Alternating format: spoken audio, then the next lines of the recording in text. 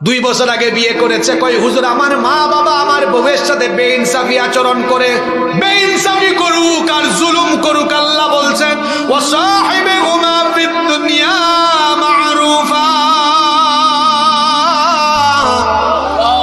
তুমি তোমার পিতামাতার সাথে এই জায়গায় উত্তম আচরণ করো, পিতামাতা কাফির হলেও তারপরেও তার সাথে বেয়াদবি করা যাবে না। আসমা বিনতে আবু বকর, আসমা রাদিয়াল্লাহু আনহা, তিনি নবীজির দরবারে আসলেন। শুনতেছেন ঘটনা? এসে বললেন ইয়া রাসূলুল্লাহ, মহব্বতে আমরা বলি সাল্লাল্লাহু।